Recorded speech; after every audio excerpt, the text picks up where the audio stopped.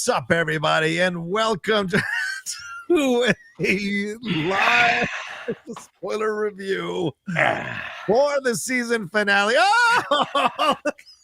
What is happening here on the Geek Buddies? Hey! Wow, this is what's going on? Quite a bit you've got going on here for the people that are watching the YouTube stream. What do you got going on here, Mr. McClung?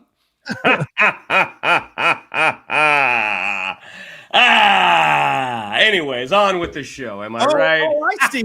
Oh, he's doing a victory lap. He's doing a victory lap because he thinks he was right about a certain thing in the show. I think. I mean, he was right about a certain thing in the show. We're going to have a conversation about it for sure here on the review. By the way, I've had more than one of our friends in the past 24 hours say, "Is Roka going to do that thing where he makes an argument that he's right when we all can see he's wrong?" And I said, "Oh, I'm sure he's going to." Please, I already did it on my reaction video. Please. Hello, calling Red Hood. Anyway, all right, so we're going to get into the show and break down the episode 8, the finale here. This is a spoiler review. I'm sure everybody who's tuning in tonight is watching this knowing that everything's going to be spoiled here in this particular episode. And there's so much to get into here as we wrap up this possibly first season or only season of the Penguin. Certainly there have been conversations, Matt Reeves, according to EW, having conversations about exploring a possible season 2. And Colin Farrell has said he would come back if the writing is strong enough and muscular enough, is the term he used, for him to come back and do a season 2. So all kinds of potential here for season 2, but we're excited to dive into this particular episode and talk about everything involved. Let's introduce ourselves for those who might be new. I am the Outlaw John Roca, writer, producer, and host here on the Geek Buddies. I am Michael Vogel, writer and producer of animated TV shows and movies, and very grateful that my two friends decided to wait an extra day to talk about the Penguin finale while I was doing all sorts of illicit things in Puerto Vallarta for a bachelor party. Puerto Vallarta. And and this is Shannon McClung. I'm an animation writer and a television actor, and the Geek Buddy who correctly predicted Vic's fate way back at the beginning of the season.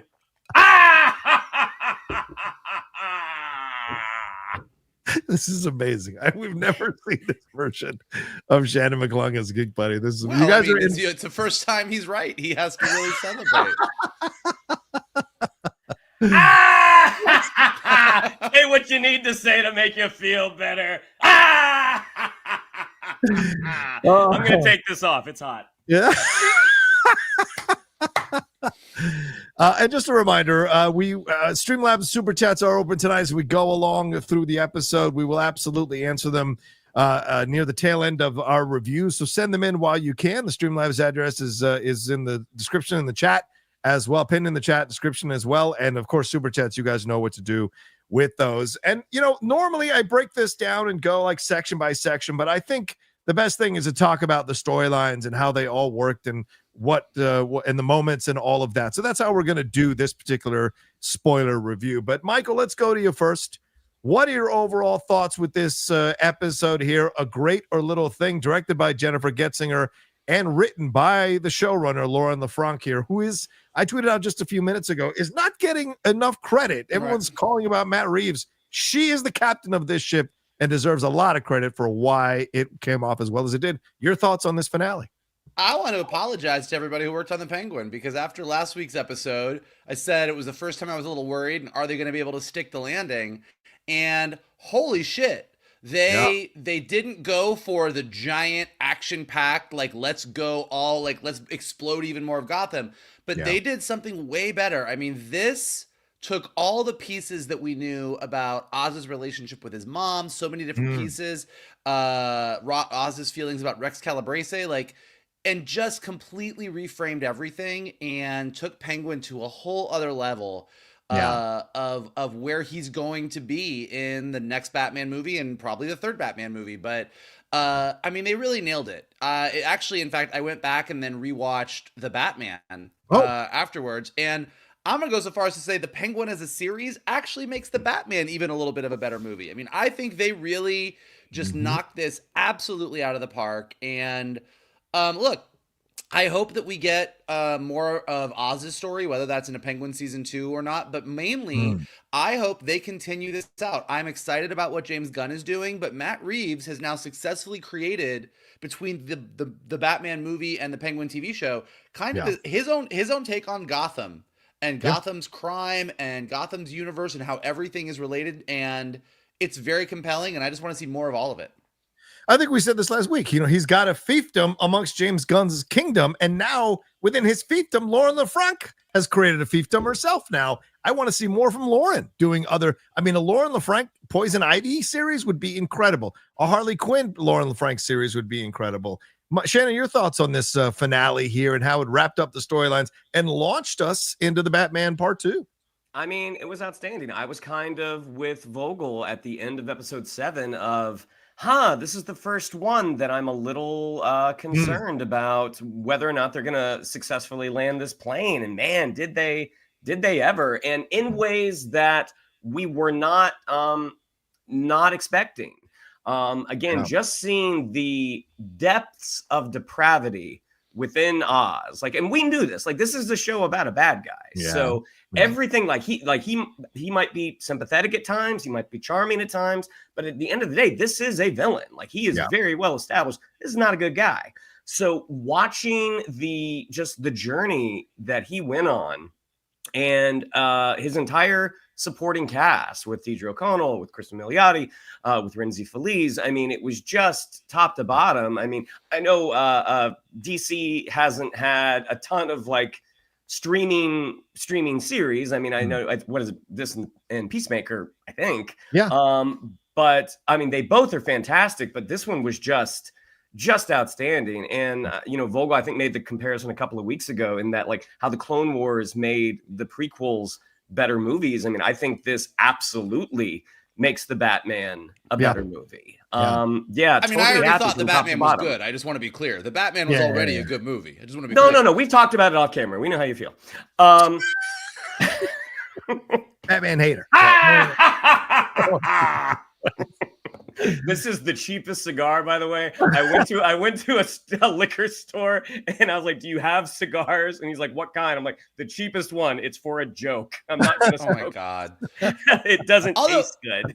To what Shannon's saying though, and I think this is another reason the Penguin is so good is, we do have a string of different movies and stories that have come out where they do place a villain in the lead and by default end up making that villain an anti-hero or a hero. I'm looking at basically every Spider movie that Sony has made. I mean, you look at what they did with Venom, you look at what they don't know how to tell a story that says this is a bad guy without him going, "Oh, but here's why he's a good guy in this situation." Right. And with the Penguin, they successfully made a show where we actually liked Oz. I mean, we do like Oz. There is something very compelling about his character. He is fun to watch. Watching his journey is amazing, but they make no bones about it. And especially with some of these choices in this last episode, you're like, yeah, this is a very bad dude. Yeah. This is not, he's misunderstood. He's good now, but maybe he's going to go bad later.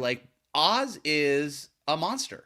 Yeah. I mean, when Sofia calls him a monster, she is correct. He is a monster, and he's been a monster his entire life. He's still compelling as hell to watch. I still can't wait to see what he does next. But this is not he's actually good in this way. He's shit. They had to make the move that they made at the end because people did. Because of the way they set up this finale, you were cheering the Penguin on, but throughout this finale, with how things were lining up, at least I was cheering him on.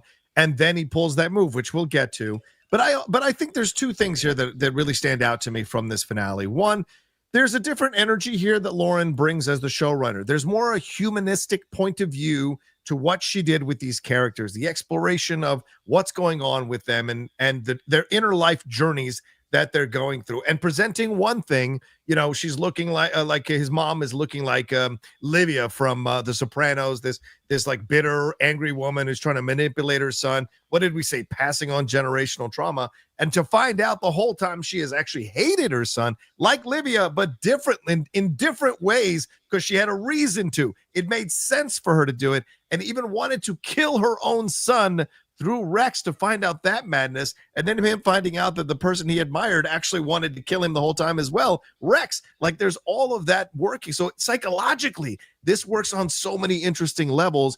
And Vic, you know, what happens to Vic after Vic had spent all this time praising the Penguin, elevating the Penguin, in that critical moment in the hospital when he's shoving stitches into his stomach, he's inspiring the Penguin to stand up and fight. And that's the person that ends up possibly getting killed at the end there. And this whole situation, you see that, exactly, in parentheses or in quotation marks, you see, though, that this is these things. And then you have with Sofia's life and her trauma and what she experienced. So it was an incredible thing. Now, I Matt Reeves, 2 hours, 20 minutes, you know, it's a fantastic film in what it sets out to do. This does something different, yet still works within the world that Matt Reeves has created. And it's absolute genius. And I love the fact they did this with the Penguin, because it brought back to me some of the best moments of The Sopranos, when David Chase has to remind you that you're liking Tony too much and he's a fucking villain and a criminal and a terrible person. And I think of that, I think it's season ender 3 or 4, where Janice has turned the corner and she's doing this meditation and she's actually going to fix her life. She's doing therapy, and Tony eviscerates her at dinner, embarrasses her to destroy her because he cannot stand her sister getting better, so he has to destroy her so he can feel good about himself. So these horrible things they show Tony do in certain moments to remind you he's a villain. What they did with Vic and Oz is to remind you that this is actually a fucking villain. Accept it. I thought it was genius, just genius, you know, all around. So just wanted to bring that up. All right, so we're going to break this thing down by storylines and relationships. So just letting you guys know that's how we're going to do this thing. And I think we have to start with Oz and Francis. Right at the beginning here, we have the flashback. Julian Rush, who apparently can quit a job and get his job back quickly, no problem, at Arkham. He uses his machine to get Francis to go back in time, and we see what really happened that night that Francis took Oz to Monroe's. We find out that Francis knew the whole time about her kids, as Michael referenced. She said that, you know, Oz is the devil in her house, in essence. And her and Rex offers to kill her son, and she essentially was setting up that night to trick her son to be killed by Rex. Rex is going to take you home, and Oz is excited that he's going to ride in Rex's car. And we find out that Francis has set this whole thing up. And then we see Oz in one of the most super edible, creepy scenes talk to his mom like he's her boyfriend.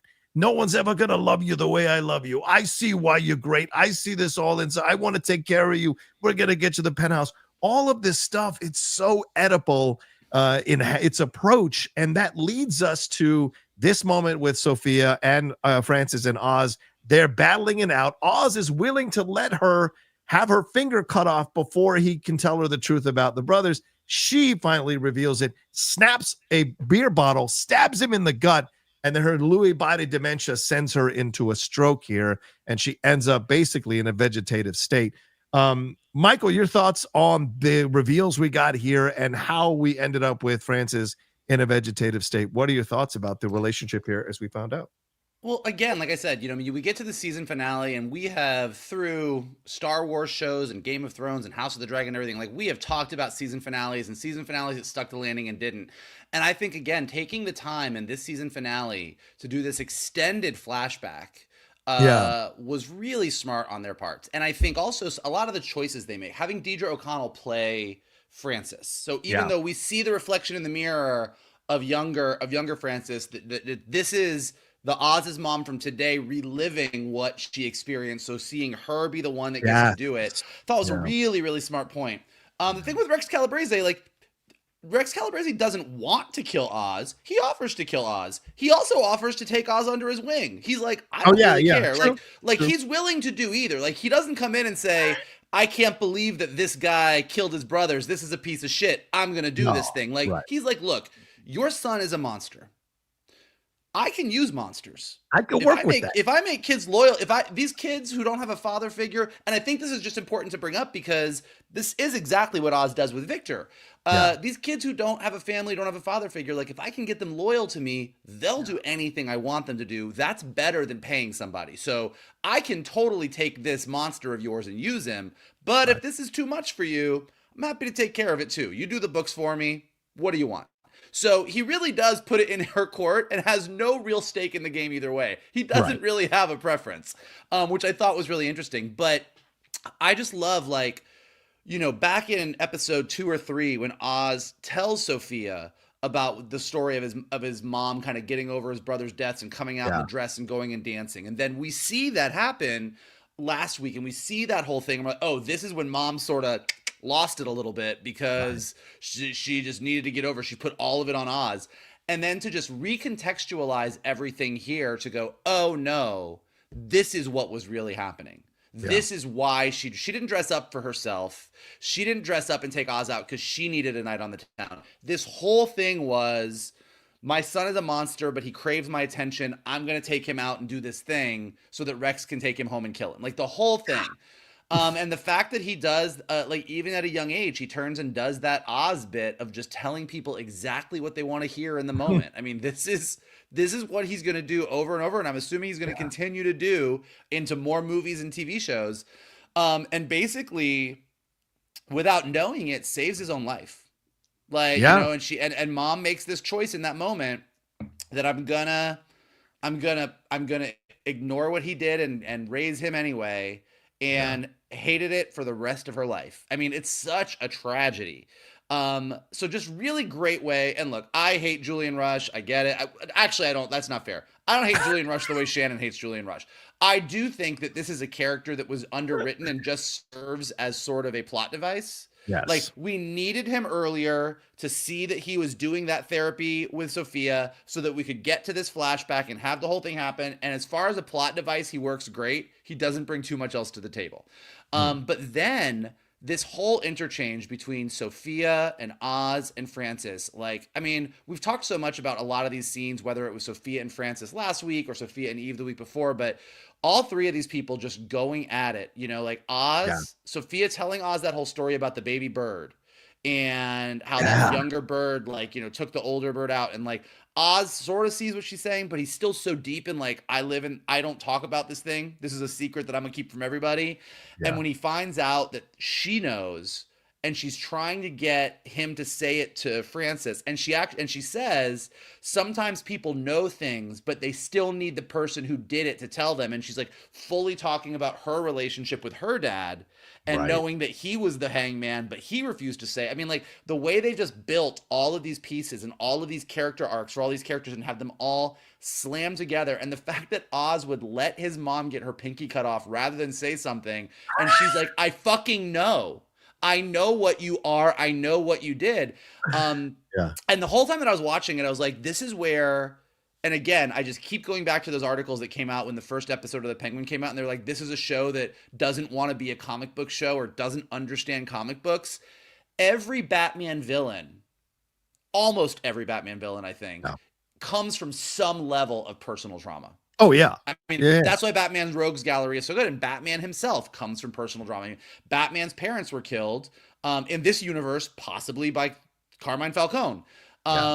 And, you know, every single character has these traumas, and Sofia has her trauma, but now we see her breaking Oz, breaking the one thing that Oz thought he had in his life to send him over the edge to become the true monster that he's going to become. And so I just thought the whole thing was so well done that, like, honestly, by the time we got through this whole scene and they had their brief shootout and Oz threw Francis over his shoulder and ran out, I was like, you know what? There's a great finale. No matter what happens after this, I'm sold. I'm in. This was fucking great already, and this show is the best show. Like, it's fucking awesome. Yeah, Shannon. I mean, like you said, you and Michael came out of episode 7 a little worried if they were going to land the plane, and as Michael just said, that opening scene really locked down why they did what they did in episode 7 to have you understand the nuances and how much of an unreliable narrator Oz actually is, and you hear from his mom, right? He says, what does she say? You're a disappointment. You're a waste of space. I wake up every goddamn day sick that I'm your mother. Then she finishes what she had wanted Rex to do, changed her mind about, and now changed her mind again, smashing that bottle and stabbing him in the gut there straight up, and then seeing her sons having the stroke and falling down essentially into a vegetative state. Your thoughts here on this opening and what we got?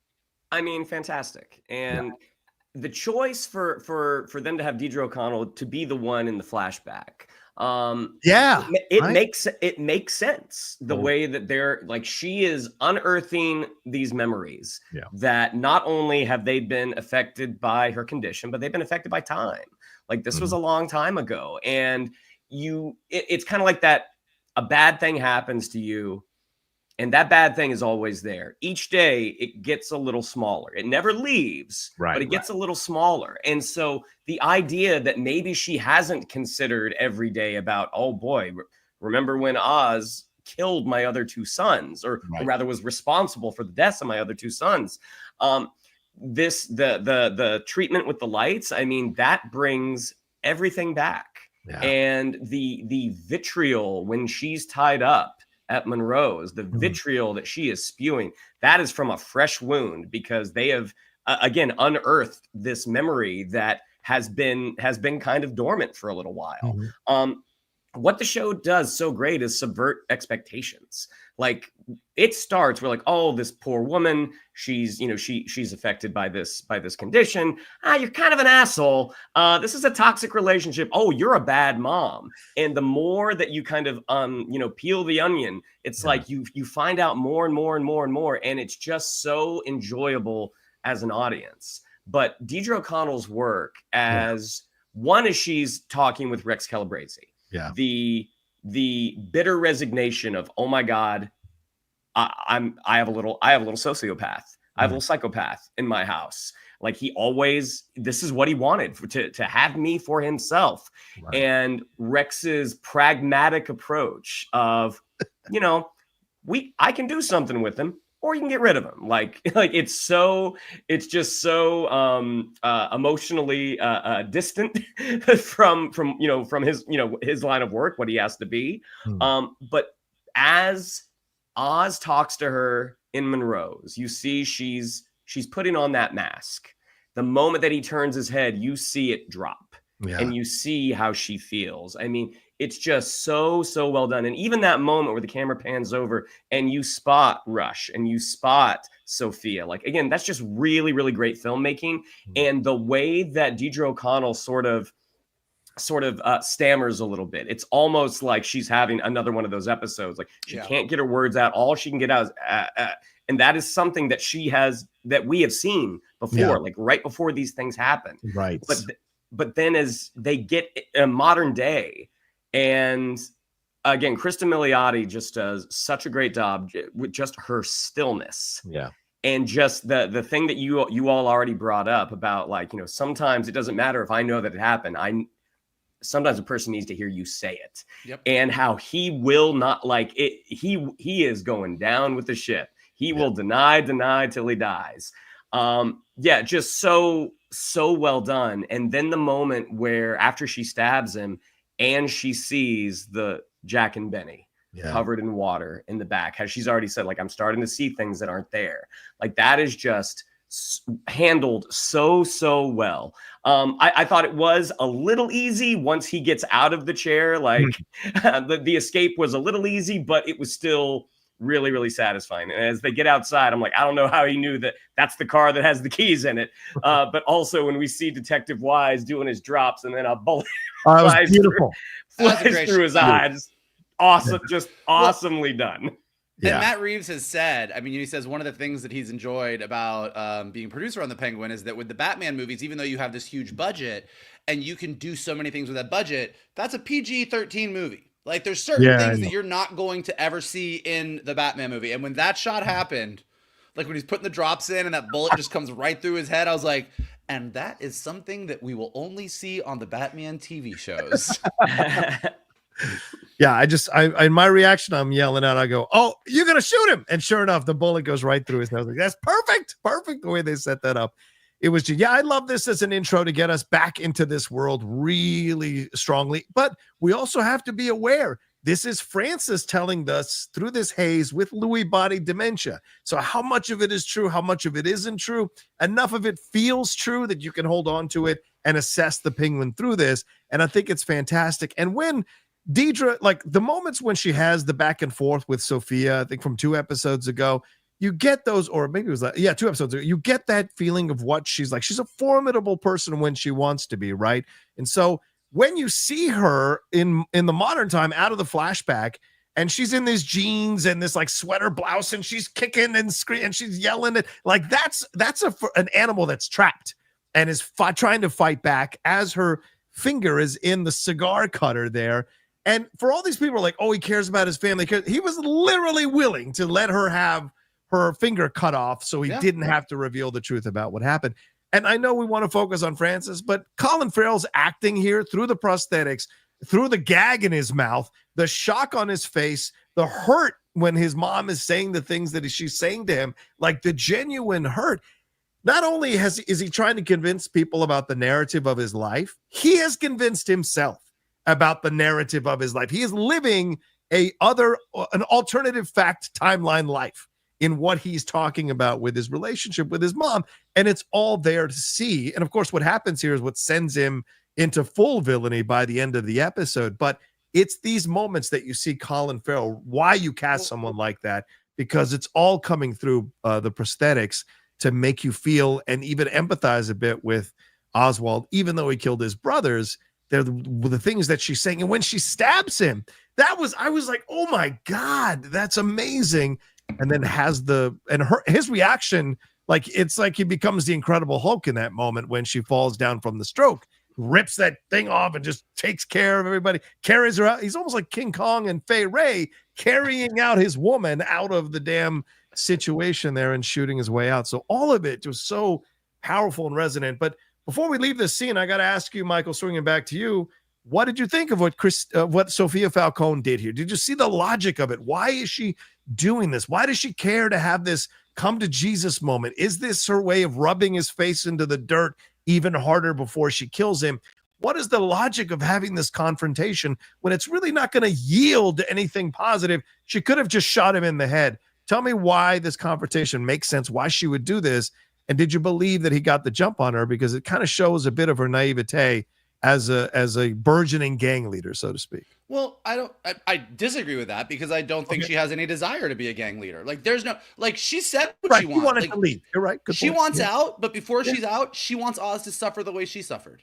Like, her want here is very clear. This is not, I'm going to do this to Oz so that I can take over the drops and I can do this and Bliss is going to be mine and I'm doing these side deals with Zal. Like, she basically is like, I don't want to go. Like, she realized even like the choice. I saw somebody mention this on Twitter, like in this episode, she has that red sash over her neck again. Like, she has been exposing her neck, exposing the hangman side of herself until she realized last week that she was becoming her dad. And said, fuck, I don't want this. I want out of everything. But before I go, I'm going to make that piece of shit Oz suffer the way that he made me suffer by ratting me out to my dad and starting this entire process that sent me to Gotham because he's a piece of shit and he doesn't care about anybody. And he fucked me over then and he fucked me over now. And I'm going to fucking ruin him. So this whole thing, again, is she's just getting, she realized that the key to Oz is this relationship with his mom. And she's like, if I can break this relationship the way my relationship with my dad was broken, I'm good. And then I'm getting the fuck out. So there's not really naivete here. Like, she more or less is successful with the first part. I mean, she does break. That's fair point. One thing that Oz thinks he cares about. I think Oz only really cares about himself, as evidenced by the fact that he would rather have his mom's pinky cut off than admit something. Like, Oz cares about his viewpoint of his relationship with his mom more than he cares about his actual mom. But so she does that part right. And honestly, if it hadn't been for Vic doing something very, very clever, she probably would have gotten away with the whole thing. Those crazy kids. I would have gotten away with it too. Your thoughts on Sofia here, and also Shannon. I must ask, the red scarf and the whole look of her it was like sexy dangerous. I think Mike Kalinowski said it best. Whenever he sees Sofia Falcone, he thinks, "Oh, I can fix her. I can fix her." Yeah, that's the dangerous thing of men when you see a dangerous woman. Absolutely. What did you think of what she did here? Did it make sense to you, and how Cristin Milioti carried this off? She, as a character, she was never going to get what she wanted, because what she wanted was for him to admit to his mom, yes, I killed my brothers. And she saw that. I mean, and it sort of, hit the apex with the shootout, but she was never going to be satisfied, because the thing that she wants was never in the cards. I mean, revenge will make you operate irrationally.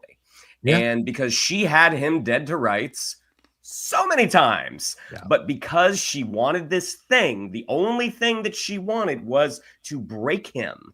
That's why things went sideways. And the character is fascinating. I mean, knowing again the journey that she went on, the information that we're provided as an audience, that she was a killer, she's the hangman. Oh wait, no, she's not a killer. She wasn't the hangman. This is all a case of mistaken identity. Like everything about that journey has just been so satisfying. And ultimately, the way Oz wins, he wins in the most decisive way. Against Sofia. Yeah. Well, because he wanted to win that. Sofia, as Michael said so well in correcting me, didn't want to win that. He wanted to win this. She wanted her vengeance. Unfortunately, she went up against a guy who's from the streets, a hard scrabble guy. She's a bit more privileged, doesn't have that edge that you need to have to outsmart someone like this. And in the end, she didn't, And look, and the show has been very, very clear on there's a lot of intersectionality happening in the show, where it's like the show and the Batman is very much about the privileged and the rich who get to break the law in any way they want, and how them breaking the law affects everybody below them who don't have that level of privilege. And the Penguin is very much about that, and Sofia being from that privileged position. Even the scene that comes up just after this, where she is talking to all the crime bosses and says, I'm gonna give whoever brings me Oz, get whatever you want. And they're like, why would you do that? And she's like, because I can. Like, all of these other people, dealing the bliss, dealing the drops in the streets, part of these gangs, like, they're a part of those gangs on some level because they didn't have some kind of choice. I mean, everybody has a choice. I'm not saying that it's okay that they're bad guys, it's okay that they're dealing drugs, but they came to this in the same way that Vic came to it, in the same way that a lot of people came to it, where it's like something happened and you didn't have the means. Now, Vic did make that choice. He could have left with his girlfriend. He did make a choice, but he felt like that was the best option for him. And Sofia has been rich her whole life. She wants to leave and go to Italy and live on the beach for the rest of her life. She can afford to do that. But to Shannon's point, she wanted something so badly that was irrational.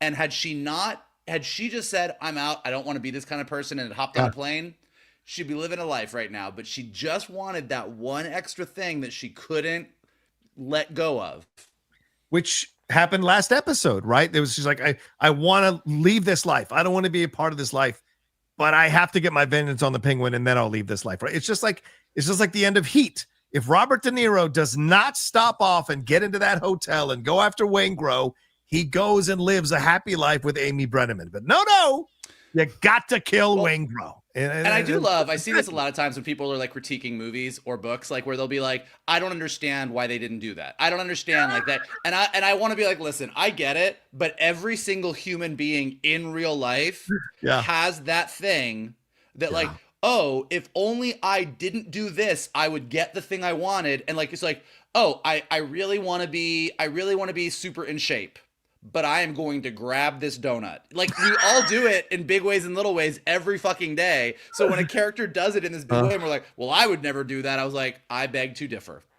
Jesus, Michael just chose violence against me. I just wanted to anyway. Let's move on to Victor. Shannon. Victor tries to rally the troops. That's why he wasn't accessible to Oz last episode where he was ghosting Oz. It was because he was getting all the gangs together. By the way, this is my one criticism of the show is that the gangs seem to go everywhere in mass really quickly. It's like Game of Thrones and shit. It's a little frustrating. But anyway, he rallies them to go to the site where the explosion happened, to go to save Oz. They think he's dead and under the rubble. Zhao leading the way saying no. And Victor feels himself for a moment, says, hey, you guys are cowards. You know, we got a coalition and blah, blah, blah. Come with me.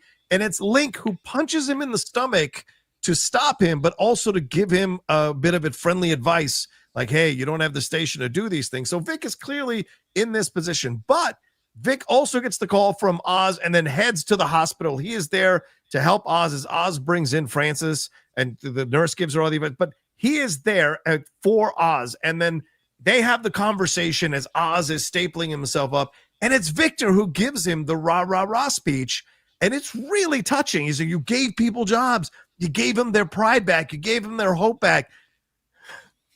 You made Crown Point great again. You made it great. He did all this stuff for him and puts him in that position, and he elevates Oz, and they have a beautiful moment where Oz goes, you practiced that, didn't you? You got to project from the gut. It's so touching and cute and moving with their relation. He's the one that comes up with the plan, Shannon, to have the second in commands kill the first in commands. So in essence, like the Godfather, you wipe out the head of the 5 families, and the people that take over are much more committed to Oz because Oz is the one that helped make that happen and put them in their positions. It's genius what he comes up with here.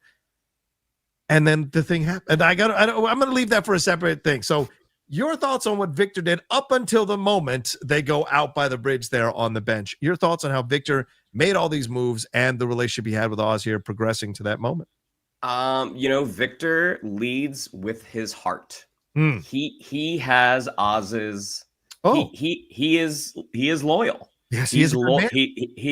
Yeah, that doesn't change. Good man, good heart. No. We'll get into why you're not right. Oh my we'll get into that later.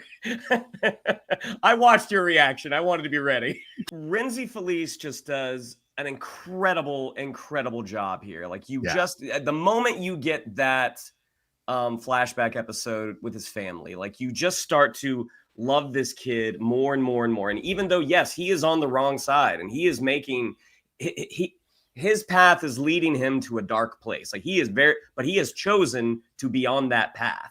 Watching the moment that Link punches him in the stomach, there are so many things that Link could have done. But that punch to the stomach is like, you need to shut up. Yeah. We've got something to talk about here. And ultimately, I think Vic's intelligence and Vic's heart are the things that eventually lead to what happens at the end of the episode. Yeah. I think it's a gorgeous scene that they have in the hospital where he is, it's literally what Rex Calabrese says. He's like, someone comes to me, they're looking for something, like they're looking for a father. And that is what Vic sees in Oz. Maybe not like a true like paternal figure, but in the absence of his actual family, this is the guy who has looked out for him. Yeah. So everything that he does, but there was that moment when he turns the gun at the airport on Sofia that I'm like, there he is. That is not the expression of a good dude right there. Like this is someone who is drinking the Kool-Aid that goes along with his mentor. Wow. I couldn't see it any differently. I really don't. Michael, your thoughts on what Victor does here and how he comes up with the plan after having been rejected by those gang leaders initially trying to help Oz, and what he does there in the hospital with Oz to get him motivated. Well, I do agree with John that I think, and look, I think it is what it is. I think that you can't, there's a lot packed in here, but yes, having all of the gangs kind of show up together, like they are in like the criminal carpool, like there's definitely like, okay. And then they all showed up together. And then there's hey guys, Sofia called, everybody get in the van. Let's go to the Falcone mansion. But so like, I agree. It is a little bit like, okay, that happened fast, but there's so much packed in here in like a supersized episode that it's like, you got to move things along. I don't think the showrunner could be any clearer. Is Vic a good dude with a good heart? 100%. In a lot of ways, he's absolutely the heart of the show. But the second that he didn't get on that bus, he made a choice. He chose the life that he was going to go down. Now, he had ample opportunity. He fucked up early on when he was supposed to help Oz when they were at the Falcone Memorial. And Oz threw him in the ditch and said, I could shoot you right now. And so then he was sort of the unwilling participant. But then Oz at the club said, you can leave, you can go. And he made it to the bus station and he turned around. And from that point forward, he made his choice. He became Oz's main lieutenant. He killed his first person. He went to Oz. Oz comforted him. And then what you see him doing here, when he stands up to the toughest gangs in Gotham and tells them that they're all fucking pussies. And gets punched about it. Like, that kind of goes where it's way. And then Shan's right. And then we see him the last time that he was in a room with Sofia Falcone and it was just the two of them, he couldn't light a fucking lighter. He was so nervous. And now he pulls a gun on the daughter of one of the biggest crime bosses in Gotham in the past 20 years. Like, so he clearly, as good of a heart as he has, Shannon's 100% right. What Rex Calabrese said at the beginning about these guys come to me, they need a father figure, I'll be their father figure, and they would do anything for me. It doesn't mean that Vic all of a sudden is like some heartless villain or some piece of shit guy or said, I fucking love blood and I'm going to shoot people. But he would do anything for Oz. Like, that is 100% clear. And so in that respect, like, he's chosen his life. Like if what happened on the park bench, which we will get to later, didn't happen, he would be Oz's right-hand man. Like, at no point did he utter a single line or have a single facial expression that made it seem like he had an issue with drugs, that he had an issue with murder, that he had an issue with a single thing. In the same way that Oz just remembers that Rex Calabrese had a parade when he died and ignores all the shitty stuff he did, he looks at Oz and he goes, you got the lights back on in Crown Point and nobody else did that. He looks up at Oz and says, you are great. So I like what he does here. I like the way that he came back into the story. I like that he was sort of pivotal in getting Oz out of the jam that he gets into with Sofia. But yes, I think that Vic's choice in life is clear. And if I may add one more thing here. Then I get to defend my point. Go ahead. Yeah. Oh, we've got a long time for you to do that. The way that Vic was able to rally all the number twos to basically supplant their bosses, so they could be the ones in charge. What was Vic to Oz? Yeah, second in command.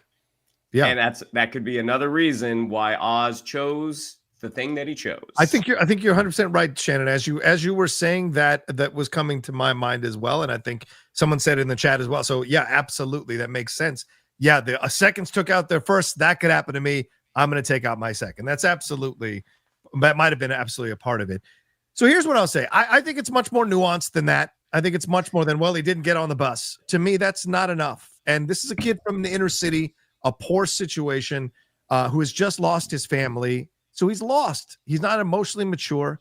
He's clearly manipulated by Oz because Oz gave him back pride, right? And I said this in my reaction, like Bishop Desmond Tutu, when he was asked, would you take help from the Soviet Union to help you get out of apartheid? He said yes. He didn't go, well, no, those are bad guys. I'm not really. No, it was, I got to get out of this bad situation. And they're killing my people here in this racist situation. So yes, I will take help from the Soviet Union to help me do this. I think that's what, so you look at that and you go, that's the situation. He's seeing pride through Oz. Now, as he got older, I think Vic would realize that he had been manipulated because he's not a dummy and he's got a good heart. He would realize he'd been manipulated by Oz. And he would find a way to break out of the situation and become a hero in Gotham. And unfortunately, possibly, he wasn't. But Mike, you bring up a good point. He ignored the killings. He ignored the drugs. And maybe in a way, he created a dissonance for himself where he could just not look, as you said with Rex, not look at this and not focus on this, focus on what Oz is doing because Oz is the only friend he has. And in essence, as he says on that bench, you're my family now. And you do that for family in most situations. Not that you become a criminal, but like you defend and you're loyal to your family. So I see that, but I still think he was a good person. And Laura LaFranca has said it numerous times that he is the heart of the show. And absolutely. I think that's because he has a good heart and he's a good person who's been in a bad situation, and someone came in and swooped him up and messed with his mind, as Penguin did, like Rex was saying he likes to do with those guys who have no fathers. So you see I was wrong that it was Francis passing on the generational trauma that Penguin was passing on. It was actually Rex passing on the generational trauma to Oz, who was passing it on to Vic in a way. So it's interesting. So I think the only thing that I would counter to that is I hear what you guys are saying. I'm just saying I see it differently. Listen, I've been friends with you enough time that I know that you're going to have your opinions until the day we die, even when I think they're wrong. So that is fine. We can add this one to the ever-expanding pile. But I do think the only thing that I point out is you do sort of put a little bit of just because someone has a good heart means that they automatically are going to be a good person. Like Vic absolutely has a good heart, but I mean, what Matt Reeves and what Lauren LaFranc and everybody are saying about Gotham and the way it works is Gotham sucks up the poor, and it sucks up the nicest, good, honest, hardworking people who never have a chance because the upper crust and the privileged are pressing down on them. Yeah. And no matter how good they are, circumstances send them down a road. Vic was a great guy. Then the Riddler fucking blew up the bridges and sent a flood into Gotham that ruined everybody in Crown Point's life. Didn't ruin the rich people's life, but the people in Crown Point were ruined. And then Sofia Falcone, because she's pissed off at Oz, drives a bomb into the sewers and fucking demolishes Crown Point all over again. Like there's one point where the cops are yelling at everybody to get back and tells them to go to their homes, and you hear some guy yelling, "What homes?" Like they got no homes. So yeah, everything that, like the portrait that you paint of Victor is 100% accurate. Really good guy, good heart, loved his family, did all these things. Is Oz manipulating him? Yes, Oz manipulates every fucking person in the world, but it doesn't change the fact that the choices that he made in the road he was going down were still the road he was going down, and he probably was going to be really, really good at it. But I do think he would have broken out of it, because who are the people that are destroying his lives? It's all the criminals. It's Sofia, it's the Penguin, and then it's the Riddler, and then eventually it's Oz. And I think that's where he would turn good, because he realizes, wait, it's all the criminals that have fucked up my life. I don't want to be on this side of the fence anymore. And I think as he matured, he would realize that and break out, kind of like Dick Grayson did. You know what? I don't want to be your ward anymore, you crazy motherfucker. I'm going to go do my own thing. And that's the way it works, as you mature. So, anyway. But none of his actions in the show support that theory. What do you mean? Nothing supports the fact that he was going to break away from Oz. If anything, he leaned more and more into it as the show went on. As you would at that age, as you do at that age. Yeah. Your headcanon that he might have possibly gone good one day had he lived is completely valid, and none of us can deny that, because we're never going to know. We're not going to see it in any future seasons unless you think he really is alive, and we'll get to that in a minute. But I don't think we're going to see that. So to Shannon's point, if we were going to score this, Shannon wins because he's dead. Well, then I win. Then I'm number 2 because he chose his life of crime, and you're third because maybe if he came back to life, he would become a hero, possibly, but we don't know. So what you're saying is, because these two people, we agree with each other, we're 1 and 2. That's basically what you're saying, and that's nonsense. It has nothing to do with us agreeing. He died. His opinions are out the window. We don't agree. I'm saying based on what Lauren LaFranc chose and the words that were on the page. That's all I'm pulling from. I'm not saying I believe he might have or could have. I'm looking at the script that says Vic shoots a man, Vic pulls a gun, Vic stands up to the heads of organized crime, Vic comes up with a plan to help Oz get out of a jam. I'm like, yeah, you said it. Vic stands up to organized crime. You said it. Exactly right. Not to do the right thing, to be there for Oz, who is a criminal. His do the right thing was to save someone that he cared about from under the rubble, because his parents had been buried under the rubble from the flood and died. Technically, they drowned. Well, okay, fair point. I'm just saying, I think there is in Rhenzy Feliz's portrayal, and I think in some of the interactions, I think there is what you don't see. I see it. I see that there is what he was going to be and what he was eventually going to do. And so, but that's it is what it is. All right, let's move on. You're not going to agree. There's no point to keep going on it. We're not going to agree on this. Let's move on to the next section of the show here. We look at what's going down. Penguin gets out of the situation with Francis. She leaves him. He leaves her in the hospital. But look, this is what's amazing about Penguin. He can be vulnerable, as Sofia made him vulnerable in that opening scene. He can shoot his way out of a situation. He can maybe think that his time is finally up and Vic's got to bring him back. But when he's got to do the job, he's got to do the job. And showing up at City Hall to confront Councilman Hady, rather, in this Race Quoro, in this interaction and exchange, is the preview of what we're going to see the Penguin do down the road, which is have powerful friends in high positions in order to get himself into high society. We have this interaction, and it's all setting up Sofia to take the fall. Sofia brings the gang leaders together, again, in the same band, showing up at the house to pitch them, hey, whoever captures the Penguin, you can take it because I'm going to Italy. F all this shit. Sets fire to the whole house, including her father's watch, who she was going to give him for his birthday as a kind of wiping the slate clean, which we'll get to later about what that means. Wiping the slate clean, and then they have the situation there at the airport, and she, in essence, gets, as you said, gets overturned there with Vic pointing the gun at her, and Oz drives her out to that place and does not kill her. So your thoughts on this stuff here, Michael? What did you think of this interaction with Oz and Sofia as it led to where at the end there, and what happens there with Councilman Hady as well? I think the Councilman Hady thing is fascinating. Yeah. It's so smart and it's so brilliant. And also, it's sort of tragic because this already all happened in Gotham. Like, if you go back and watch the Batman, the entire thing that the Riddler is pissed about is that the reason that Don Mitchell Jr. became mayor is that Carmine Falcone gave him the Maroni crime syndicate so that they could have this big, oh, look at us, we took out the Maroni family, we took out all of these guys, we're the heroes, and then used the the Gotham Renewal Fund to just funnel and launder money so that all of the rich people, like the DA and the police commissioner and everybody who took out Maroni, could become richer. And that just demolished Gotham. And that's literally what the Riddler is pissed about. So now you're watching Oz in a room go, hey, look, you know that I'm a bad guy. But Sofia Falcone drove her car under Gotham where Sal Maroni had a big drug operation, and you could be the guy that discovers all of this. And he's so good. Like, Sofia's car is down there. Maroni's body is down there. Like, he lays it all out and says, wouldn't this be great? Hey, the guy that got the power on in Crown Point. He's literally setting this guy up for a huge life in politics, for what he's going to have this huge win.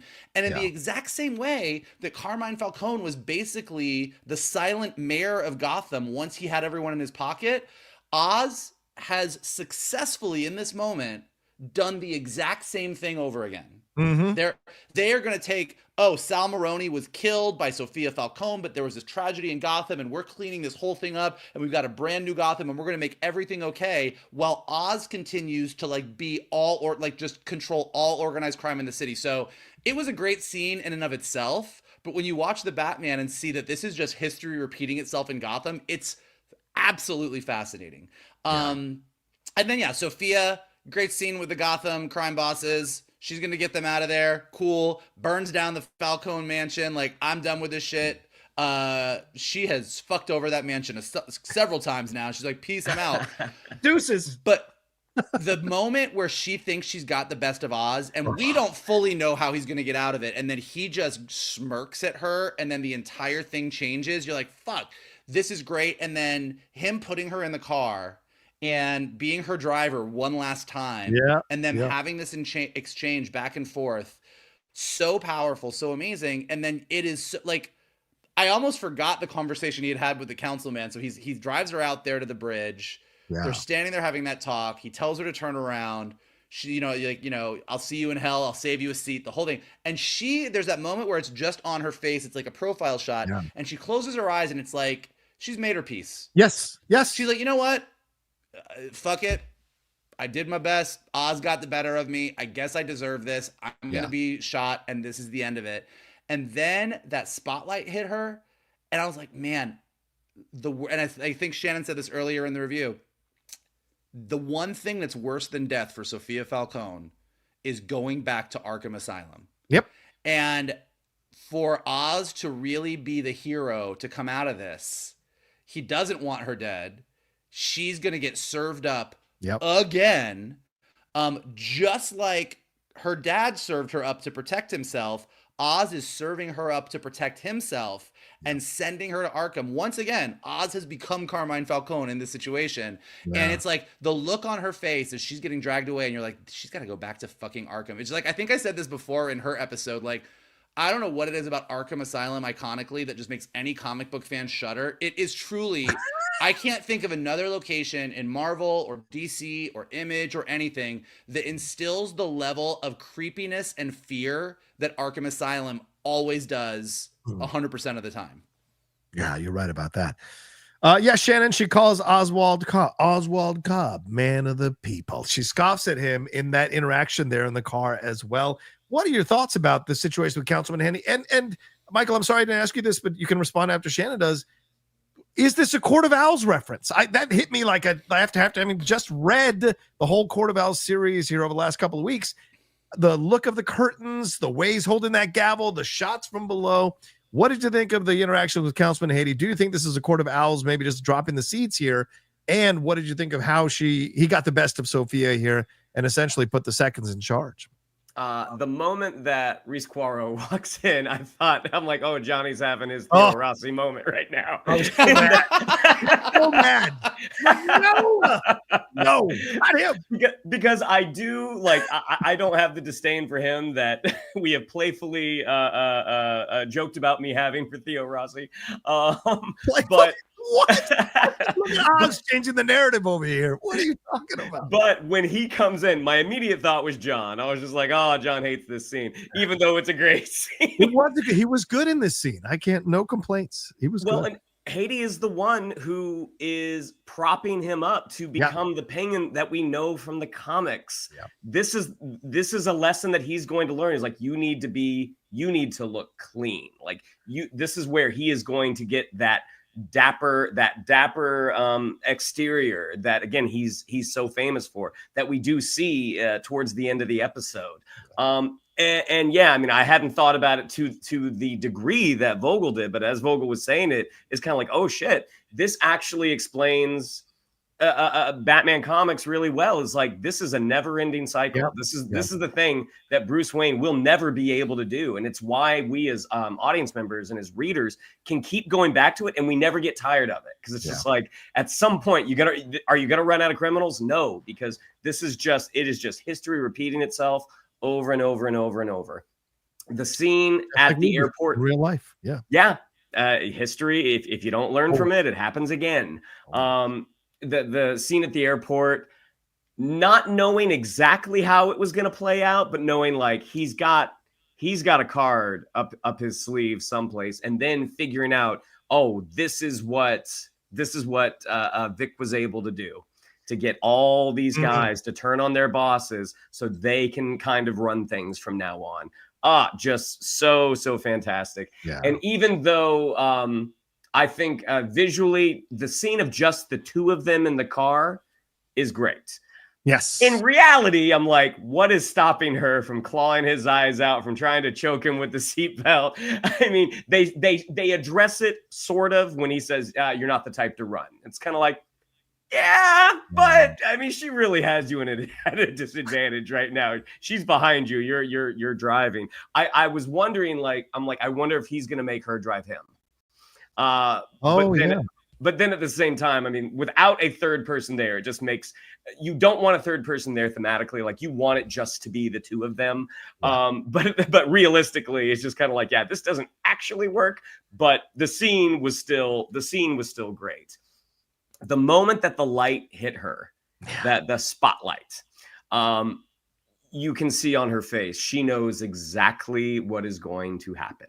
It's like, when he says, you're going to hell, he's not talking about with the devil and fire. He's like, you're going back to the place that you never wanted to see again. Yeah. And anytime Bach shows up, I just want to hear him say, hey, son of a bitch. He showed up and didn't say that. I was a little disappointed. But the moment, again, on Cristin Milioti's face when that spotlight hits her, and she knows what is in the cards. Just mwah, beautiful, beautifully done. Yeah, Shannon says he watched my reaction. I the whole time I'm like, he's not going to shoot her, is he? Is he not going to shoot her? And then the light came on. And I was like, oh my God, perfect. A fate worse than death, as you said, Michael. Sending her to Arkham, of course, putting her back into that, hoping she'll eventually just snap and become, in essence, like her mom, but a living vegetable walking around and be no more of a threat to him because Julian Rush, who apparently can get his job back like that, is going to control her, and then he'll probably control Julian, in essence. So it would be an interesting game to play it that way. Yeah, I love he had good rehire status at Arkham. He gave his 2 weeks. I imagine there's not a lot of psychiatrists wanting to work at Arkham either, so it makes sense as well. But no, for me, the whole thing is genius. It's just genius. It had shades of Godfather. It had shades of Goodfellas. It's all of it there that is so smart about how they did this, and the corruption, right? There has to be corruption. What is the thing? The thing about art is great art reflects our culture back to us, our reality back to us. Having Oz brazenly walk into City Hall, Bella is right there on the second floor having meetings as the mayor, and it bothers him not. And she's in the sling because, of course, she got shot in the Batman. So, but he holds that gavel. He goes to the center seat and holds that gavel and bangs it. And these little things that Colin Farrell does so well, it works. These little things that make him real. It's so cool to see him do that. But he has the menace. He's holding court. Hady comes to him. Hady sits in one of those chairs, but no, Hady sits or stands on the ground there below him, and Oz makes his pitch, and it works because Hady has the ambition, the idea of people in government working with corrupt people in order to satisfy their ambitions. That is also a cyclical thing that never ends. And so it made all the sense in the world. And we, as people who enjoy these shows, when Oz is laying out the way he's going to set her up, it makes all the sense in the world, and the seeds fall into place. And it makes, you're like, okay, done all so perfectly. So that when the turn happens on Sofia, and that was like one of the most uninspiring rah-rah moments to get people to go and capture Penguin, when the turn happens there at the airport, it was so great. It was so well done. Yes, I suspected it was coming, but it still worked, and it was perfect, but the drive was worth it. The interactions, because she's going to go down, but she's going to go down making sure Penguin and Oz understands you're a hypocrite. You're a fucking hypocrite. No matter what you say about yourself, no matter what you think about yourself, I know the truth. I know the truth. You'll never lie to me anymore. You'll never feed me a false narrative anymore. I'll know the truth. So what you said, Michael, I think when she closes her eyes and she has the peace, it's like, I fought as good as I could do it. I couldn't outwit him, but I got to say what I needed to say. And I may not get my revenge, but I got my revenge in this way, that I won't go stupid about who he is or ignorant of who he is. But then the twist happens and she's captured, which is great. And Bach, why are you under arrest? It's so perfect. So perfect. Him and Saw Gerrera should have a scene together, for God's sake. But I just love the way it was constructed and the way it went down, and it made all the sense in the world. And it gave you that false hope, which led us into the scene, which we'll get to with Vic. So, yeah, Mike, I'm sorry. You wanted to say something more? No, I was going to, back to what you were saying earlier. I do think that just given Matt Reeves' clear desire to tell a story about the privileged versus the downtrodden, in both the Batman and what he and Lauren LaFranc did in the Penguin, I think Court of Owls is like, at this point, I'd say it's almost a guarantee. Like, I'm not going to say 100% it is, and I don't know that the scene in City Hall was necessarily a reference to the Court of Owls or anything like that, but I do think that what the Court of Owls represents in the comics and what Matt Reeves seems interested in talking about, it's like that and Tommy Elliott being Hush. Like, and again, because it's all tied into what Matt Reeves is doing. And when you watch again what happens in the Penguin with Sal Maroni, with the Falcone family and everything else, and you take what is in the Batman as far as the plot of the Gotham Renewal Project and all of that, like, and then wrapping that into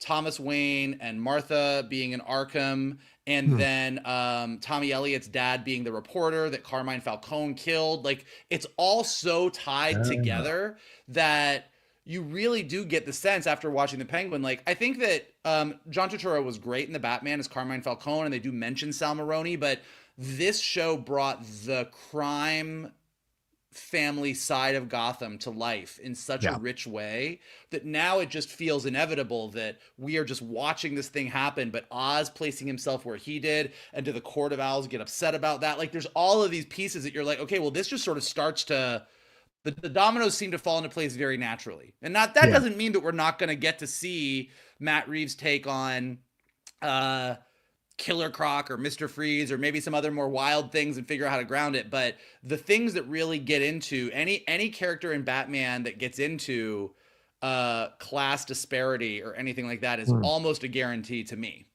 Yeah. Or a Lazarus pit. Anyway, all right, so let's move on to this section here.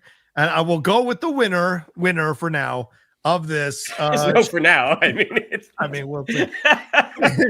Shannon, so just when it looks like Oz has won, he goes to the hospital and he gets the news that his mother is in a vegetative state. This is heartbreaking. I mean, if you've ever had anyone that you care about in a hospital, this was so well done. Victor is there as well, but he is not part of the scene. In essence, he's just there to witness Oz, and Oz is initially frustrated and angry, and then sees that it is true.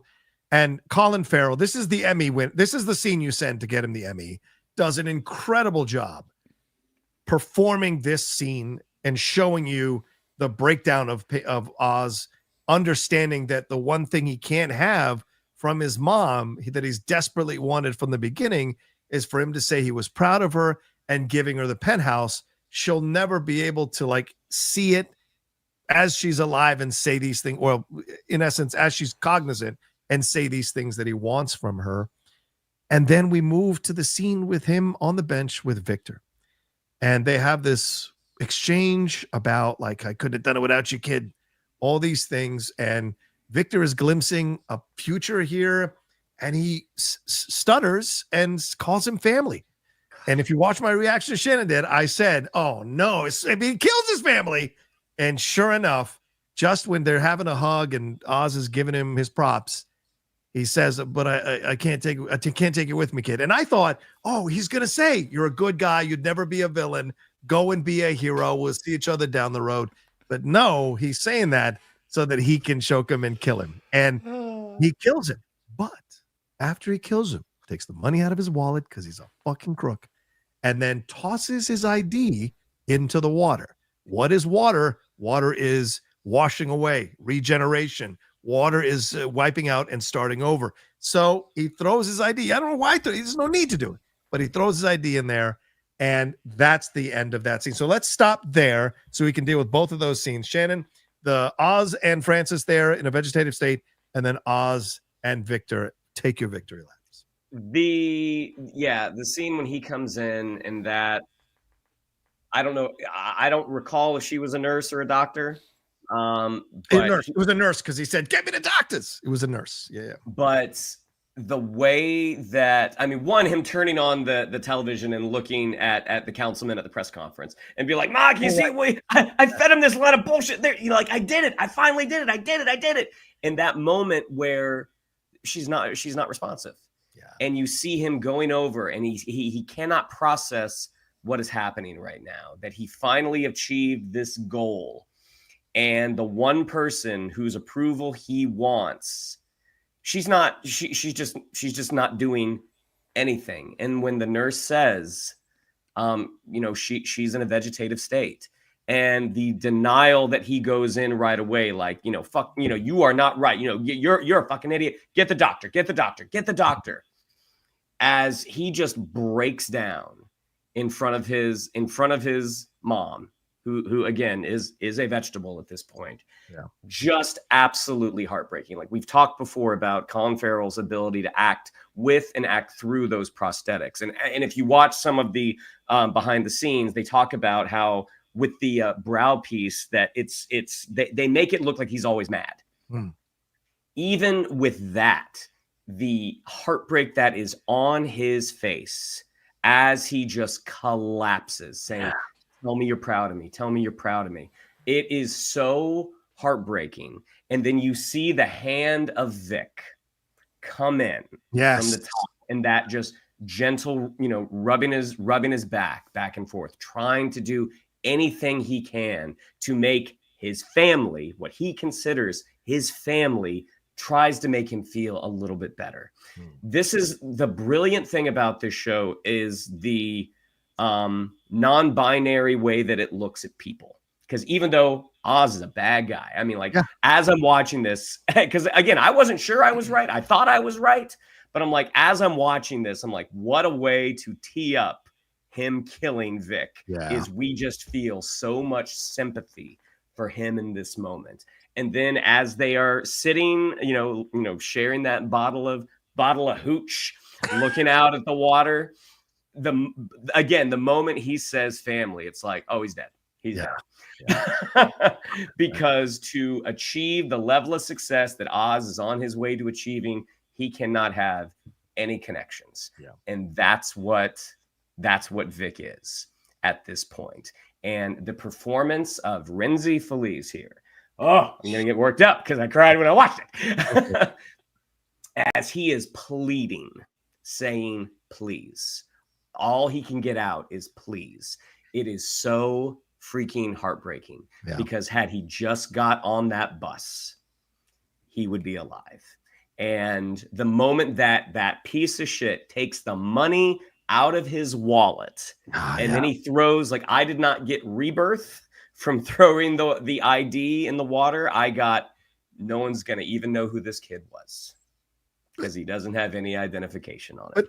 But no, because all the gang guys are going to know about Vic. They're not going to talk to the cops. They're not going to say who this kid was. They're not going to say who this kid was.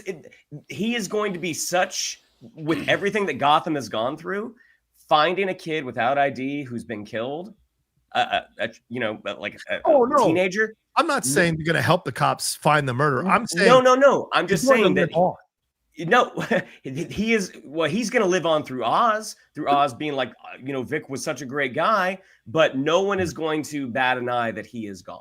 No, right? Yeah, fair. No, totally. I just mean that someone said in the chat that, like, oh, he threw the idea away so that no one would ever know his name again. It's like, bullshit. All the gangs are going to know his name because he's the one that gave the idea to Oz to do this. He's the one that talked to Link and set this whole thing up. People are going to know who Victor Aguilar is going forward. He's not going to be washed away. He's going to be washed away because Oz is going to co-opt that narrative. Yeah, but amongst the gang, they're going to know the truth and they'll whisper the truth behind the boss's back. So it's all right. Anyway, all right. So anything more to say? Sorry, Shannon. Go ahead. No, that was it. I mean, again, just so beautifully done. And again, I hope Rhenzy Feliz, I really hope he has an incredible career after this because he is a dynamite actor. A lot of people talking about him for Miles Morales, which could be. Oh, he's too old, too long in the tooth. Maybe. Isn't he like 20 or something? I don't know. Anyway, Michael, your thoughts on both of these scenes? Minimal interruption for me, but your thoughts on both of these scenes? Well, everything you guys said about the scene in the hospital, 100% accurate. Not a ton I can add to it. The one thing I'll add to it, though, is especially given what we learn in except for this.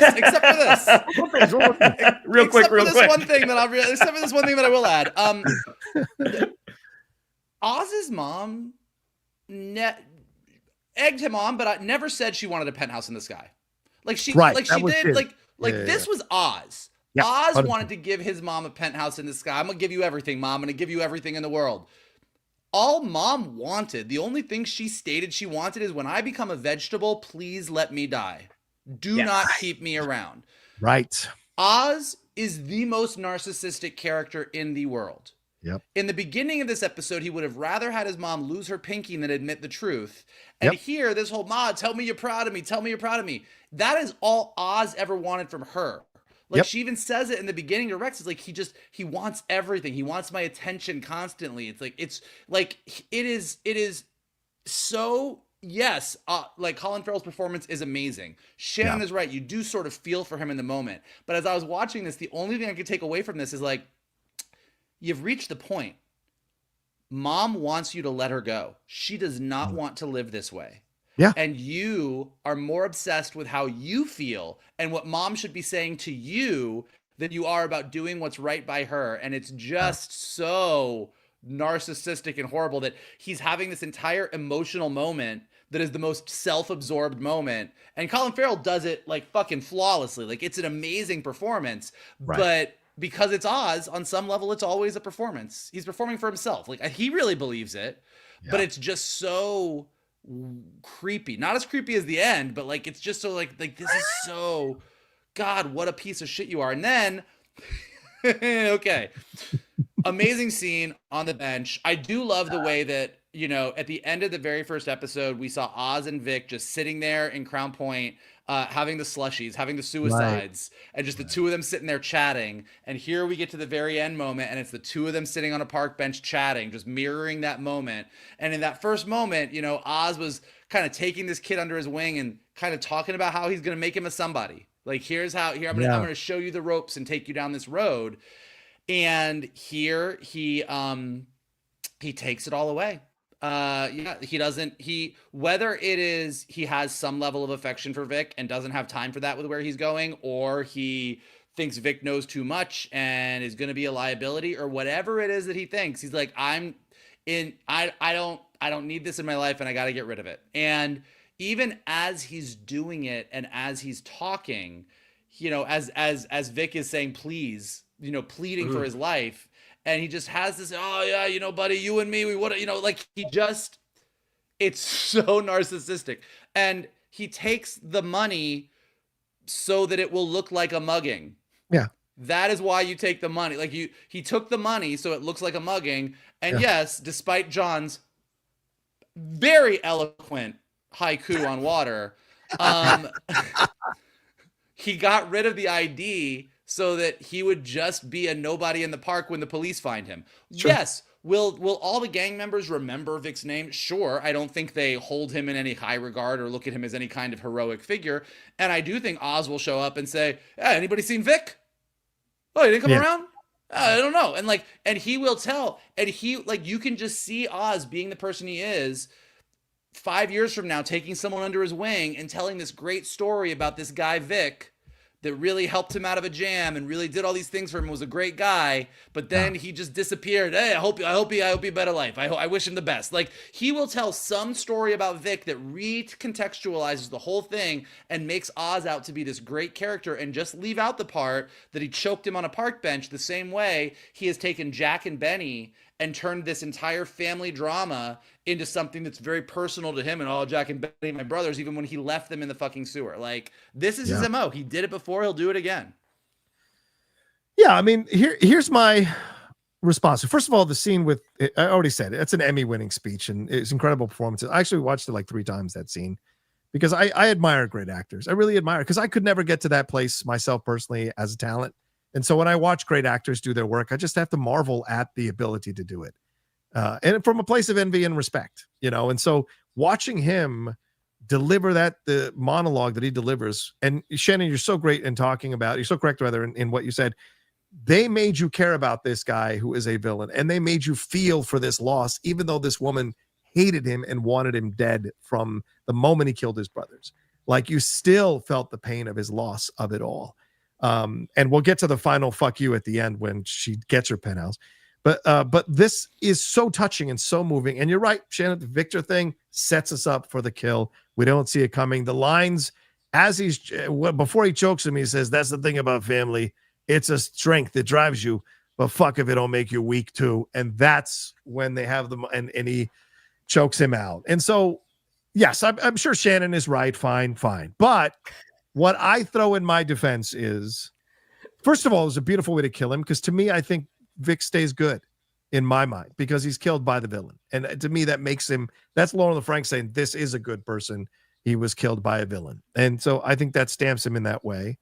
The second thing of this, and I'll throw it out there, and I did say the Red Hood stuff, because he was beaten by crowbar by Sofia, and that it is a criminal that kills him, like the Joker killed him with the crowbar. So possible Red Hood situation if they do the Lazarus Pit, if they open that possibility up. I know everyone's like, I know Matt Reeves, and Matt Reeves does grounded stuff, and he would never do. I know all these people have been great friends with Matt Reeves for so long, who know exactly what Matt Reeves is going to do all the time. I know you all are so much smarter than me, but I'm just throwing it out there that they open the door to the possibility of it all by having these little clues that tie back to the comics. So I'm just saying. And yes, I get it. Throwing the ID, fine. You can say, well, no one's going to remember. Sofia remembers him. She's still alive.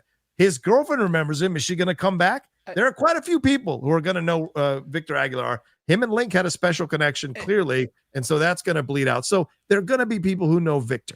All right. So this idea that when we say nobody's going to know Victor, we're not talking about he's been erased and everybody forgets him. It's not the end of Spider-Man No Way Home. What I'm saying is when the Gotham police go to the snowy park the next morning and find a choked out, frozen to death body that has no cash in the wallet and no ID, they are going to say, oh, Gotham took another poor kid, another one of these kids, and they're going to take him away. And Sofia Falcone is occupied. The girlfriend has moved away, but now she'll come back. She'll call Vic one day. She'll text him, where are you? He's never going to answer. She'll always wonder. Like, what I mean is he is going to just get lost into the system of Gotham the way so many others have. I don't disagree with you. I just mean the name's going to live on. And I saw some people saying that was a way of erasing him. And I don't think his name is going to live on.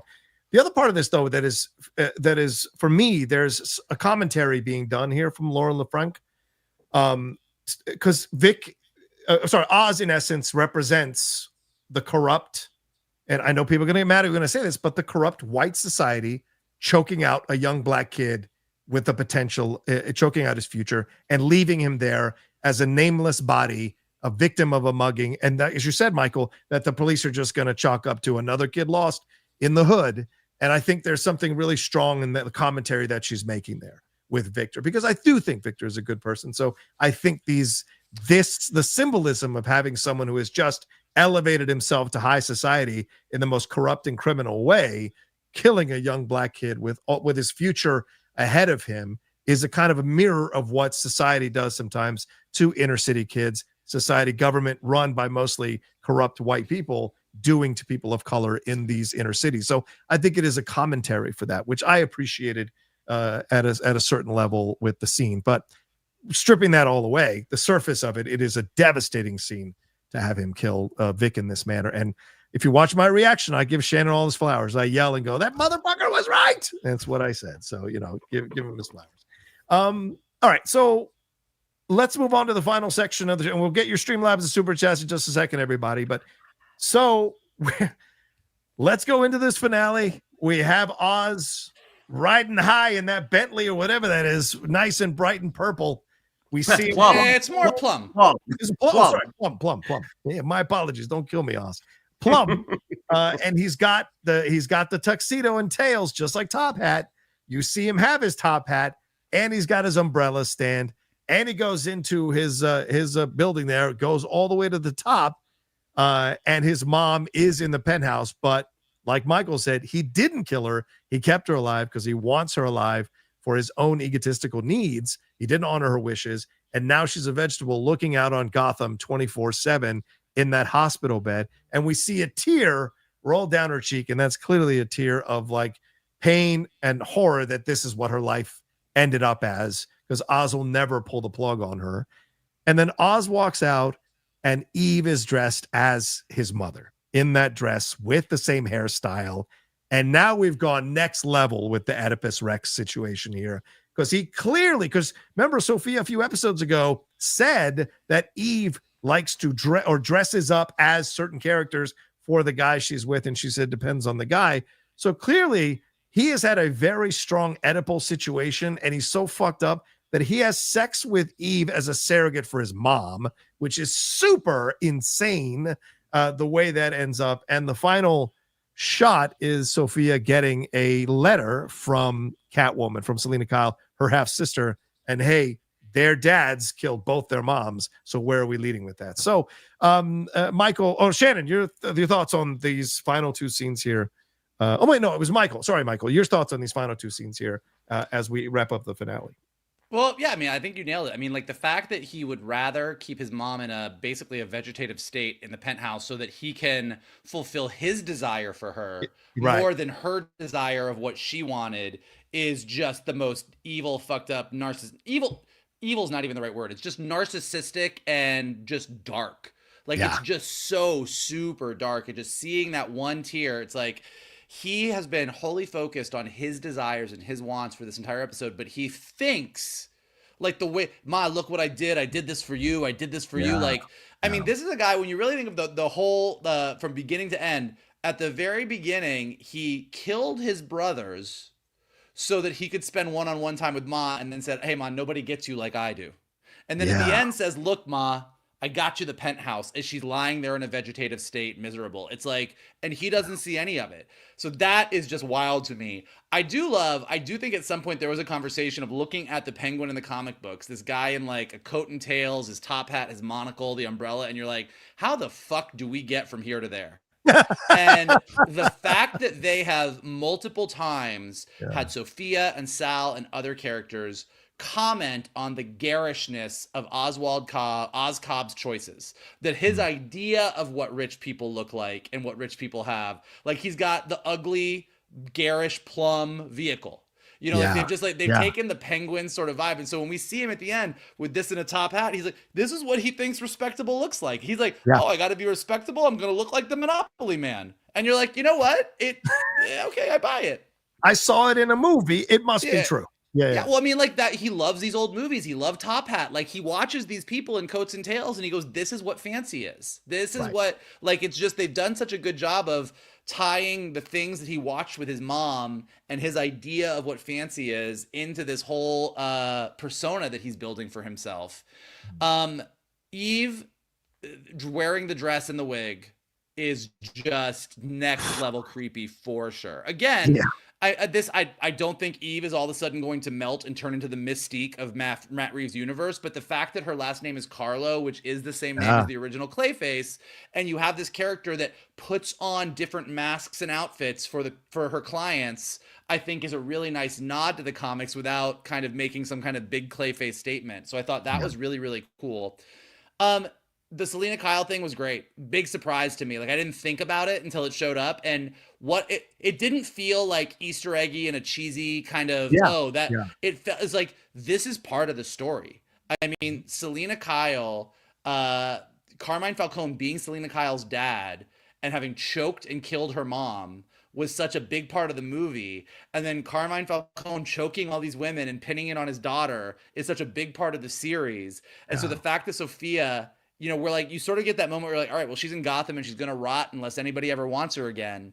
But adding that little, like, your half sister wants to talk to you was such a nice little detail that just your brain sort of explodes at what the possibilities of that could even mean for future things. Like, it's almost like this idea that if they played it right, you know, like the Batman 2 is going to be whatever it is. But then at the end of the Batman 3, once Batman is done with what he does, like Sofia Falcone walks in and shoots Oz in the head, and we're all going to be like, oh shit, like who knows where it's going to go. So I thought that was fucking great.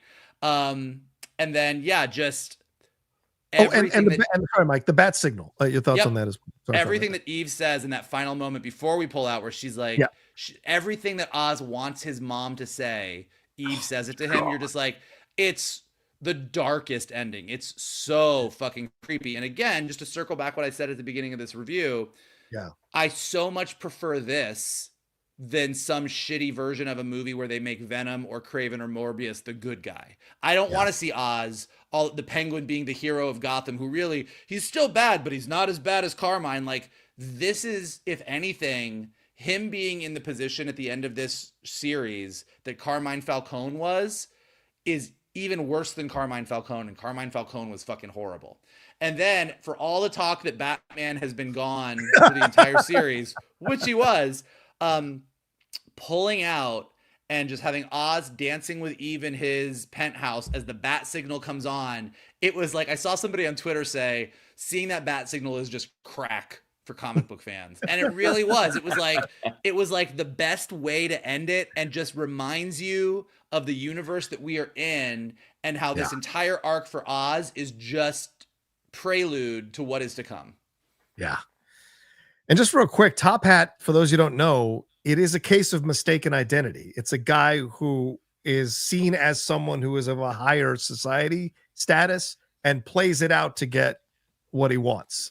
So there's also some symbolism in using that film for this show. Shannon, your thoughts on this ending here, these ending scenes of this particular finale as we head on off to the Batman Part 2? Well, I mean, I wish Arkham didn't have such a generous rehire policy. I'm not clamoring to see more of Dr. Julian Rush, but I did love seeing where Sofia is, in that she is a couple of degrees off of a vegetative state. Yes. In that she is back in the place that she never wanted to see again. Yeah. And the whole idea, and like I certainly didn't think about it at the time because I didn't rewatch the Batman before the show. They're like, oh, that's right, she and Selena Kyle are related. And knowing that she could potentially appear again, I think is really, really exciting. Yeah. Colin Farrell getting out of that plum limo with that top hat. I mean, he looks awesome. I mean, that's one of the things that, especially in this episode, but the show has done really, really well, are these wide shots of this, expansive city with him kind of limping along. Like it's the type of thing, again, as comic book readers, we were never really sure we were ever going to see. And like watching it in real life, it's just really, really cathartic. The moment that he is talking to his mom, I mean, that's the thing. Everything has to be done his way. And so, he's never going to fulfill his promise to his mom. Like she will be there until she dies of natural causes. Everything with Eve, you guys already kind of hit the nail on the head. I would go one further and be like, I don't think she's obviously an employee, but I don't think he has sex with her. I think that she is there to fulfill that role as his mom, and that is it. Ooh, a role play. Oh, okay. All right. That was my take on it. And since I've been right about other things in this show, I'm just going to say that it's correct. Well, and it does link back to a few episodes ago. Remember when she said she wasn't going to go with him when he was trying to get everybody out of the city and whatever against Sofia? She doesn't go with him, but in the bathroom when he's like ready to flip out, she says, "You're good, baby. You're gonna do it, baby. You're gonna succeed. You're gonna get to the top." I hadn't put that together until the ending of this film, and I was like, the show rather. I'm like, oh my god, she's been doing this for him the whole time. It's insane. Yeah. But as they kind of widen out, I'm not done. I didn't. Is that true? I don't think that's true. Is that true? I don't know. Maybe I've not heard that. Yeah, I've not heard that either. But as many folks talked about, like in the chat as well, about Jeffrey Wright's cameo, and that he was the one who turned the bat signal on. I'm like that's fantastic.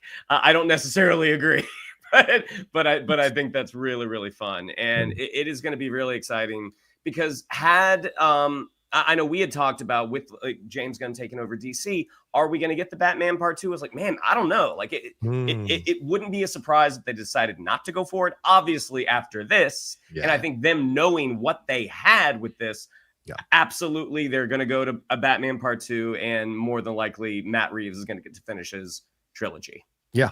Cam DeMillo chiming in saying it's true. They said it on the official podcast. So then that makes sense. He would be attached to her because she's probably the only person he's ever had sex with, and so that would make sense with Eve. Michael, you wanted to chime in with something, please? I was gonna say they'd be fucking.